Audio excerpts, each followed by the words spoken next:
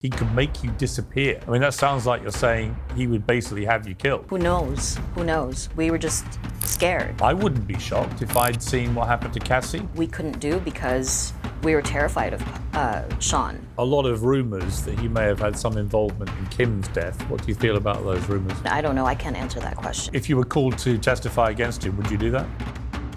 More revelations, more shock, more disgust. So goes the sordid scandal of Sean Diddy Combs. This week, new lawsuits were filed against the incarcerated music mogul, including allegations of assault on a 13-year-old girl, wherein currently unnamed celebrities looked on and apparently did nothing. Rapper 50 Cent has spoken out against Diddy and says he's been raising the alarm for more than a decade. Did he do it, right? Yeah.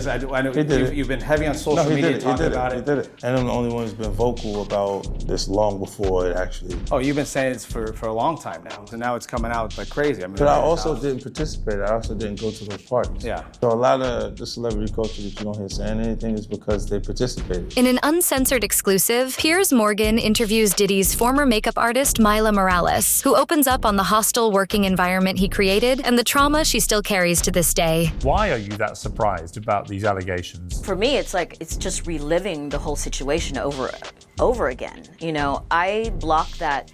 That's PTSD, that's trauma that I experienced. Sean Diddy Combs has always been known for his lavish lifestyle and larger-than-life persona, but recently, shocking allegations have surfaced, revealing a much darker side. Morales opens up about her time with Diddy during the early 2000s. She describes him as a perfectionist and a hard worker, but also reveals a side of the music mogul that was terrifying. What was your assessment, being that close to him for that length of time? Well, Puff was a perfectionist, and he was just a completely hard worker. He wanted everything to look grandioso. This is 24 years later, and it's shocking to hear all these allegations. Morales recalls a disturbing incident involving singer Cassie in 2010, where she witnessed firsthand the aftermath of an alleged physical assault by Diddy. Cassie was bruised, had knots on her head, and a black eye. Morales admits she didn't report the incident, fearing for her own safety. Cassie was beaten up on a separate occasion in 2010.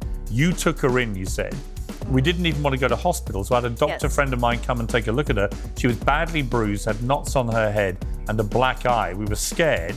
I still have PTSD talking about it. That's nearly 15 years ago. Oh, I've absolutely blanked it out all these years because it's something that I was very focused on my career. And so what happened then, you know, obviously we couldn't discuss with anyone. But, you know, these are things that we couldn't do because we were terrified of Sean. She reveals the fear that kept her from speaking out, describing Diddy as a powerful and intimidating figure who could make you disappear. This fear extended not just to Morales, but to many who were close to Diddy at the time. He could make you disappear. I mean, that sounds like you're saying he would basically have you. I mean, who knows? Who knows? We were just scared. When asked about allegations of late-night freak-off parties, Morales denies any knowledge, claiming she was solely focused on her job. The indictments against him center around these freak-off parties, where it's alleged a lot of coercion, assault, abuse, drugs, and so on took place. Did you know about these parties? Did you ever attend them?